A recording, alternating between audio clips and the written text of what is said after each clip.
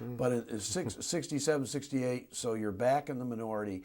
How did your relationship change with your colleagues, both, in 65, 66, when you suddenly were in the majority and they had been cast into the minority for the first time since 1938, and then they get power back in 67, 68, and you're back in the minority. Did your relationships change over that period of time compared to the first 2 years when you came in back in 63, 64? I think in a way, they held me accountable for the loss. I was a majority floor leader, and I was a slave driver. Yeah. And I recall saying to one of them on election night when it became clear that we were going to be the minority, I said, Rusty, what happened? How come we did so much? We got the unemployment, workman's comp, all kinds of things, education, mental health. I said, what happened?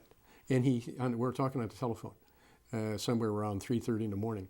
And he said, Bob, you did too damn much. and Too much progress, huh? Yes. All at once? And also it was simply, as one of the members who came in as a consequence of Baker versus Carr from the Tawas, Pinconning area, that was his district, he said to me, I came in on a tidal wave. Was he a Republican? Democrat. Democrat? Okay. Came in on a tidal wave and went out on another tidal wave. On the backside. Yeah, there was kind of a swing of the pendulum in 66 nationally and in Michigan. Everything went wrong for the Democrats in 66 that had gone right for them in 64. Exactly.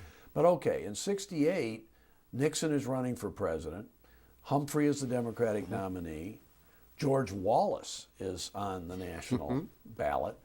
And the Democrats regain control of the House. You are back in the majority. You had been, as I believe is the case, the minority Democratic leader on the Judiciary Committee in 67, 68 with Donald Holbrook, a Republican, as chairman. Is that correct? Much of it, but with one exception. My memory is that I ran for the minority floor leader.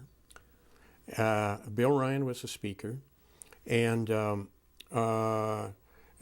caucus took place in December, and my opponent was George Montgomery Jr. Right. George and I were not the best of friends. George was very angry, and perhaps rightfully so, because I had beat his father 2 years previously for the majority floor position. Right. There were two Montgomerys in the House. There was George Montgomery, old George, we used to call him, and George F. Yes. His son, they were both there, and you beat the father for the majority floor leader, and then his son comes back and challenges you for minority floor leader. Correct. And he beat me. And he beat you. And that's where I asked several of my friends why, and they all said, well, you did too much. Too much. And we lost the They blamed that activist legislature for their defeat. So many of those temporary freshmen lost the election. Right. Yeah. Well, then, did Bill Ryan say to you or Joe Kowalski, well, look, Bob, you fought the good fight. You're still a great member. We're going to put you on the Judiciary Committee? I went to Ryan and said, I want to change committees, and I want to be appointed to the Judiciary Committee. And he did that. Time went by, and when we came into the majority, the issue became who was going to be the chairman of the committee. And a dear friend, Dan Cooper, was also on the committee. Okay, sure. Dan seriously was a candidate for chairman. Right. It put Ryan in a very difficult position. Right. And I'm not sure why he decided on me. Maybe on the basis of I had 2 years seniority. Yep. Maybe. I don't know. Didn't ask him. I just made it clear to him I wanted to be the chairman. And he acquiesced to that. And I became the chairman. Dan was a little frustrated, and I can understand that. The relationship between the ranking Republican and Democrat on the Judiciary Committee, the ranking Republican was Don Holbrook, who had been the chairman of the committee in 67, 68, and then beginning in 69, you take over as chairman. He's vice chairman. How did you two get along anyway? Very well. very well. We had, we both had an interest in judicial matters.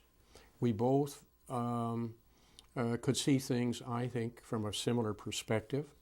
We would disagree in the details, as might be expected, and but walk away generally quite pleased with whatever the issue was we worked on and the result. Very different, I think. In fact, I think those days in the legislature, unfortunately, are long gone, and the comradeship, the collegiality was there. We could disagree strongly on the floor or in committee on issues, and at the same time maintain our friendships, which made service in the legislature really enjoyable. And after several years in the Congress, unfortunately, that similar model of collegiality began to erode and go away. And the same thing happened in the state legislature. And I think it's still present today. We as committee members, we would, for instance, we spent a week of the House Judiciary Committee members up at Petoskey as guests of the State Bar. Kind of a retreat, almost. It was, exactly. House and Senate Judiciary members working on a revised criminal code, which later failed in the Senate but passed the House. Those were illustrations. We'd enjoy our dinners together here, lunches. Though I don't know that that's possible today. I hope it is, but I don't believe so. Okay, let me ask you this. Talking about working together and working with the bar, there was a big effort around that time to get the legal community in Michigan to clean up its act. I think you were instrumental in the creation of the Judicial Tenure Commission, were you not? Correct. How did that all evolve? What happened? Well, the legislature historically, the Constitution provided that judges could be removed by a 2/3 vote of the state legislature. That's an impossible goal.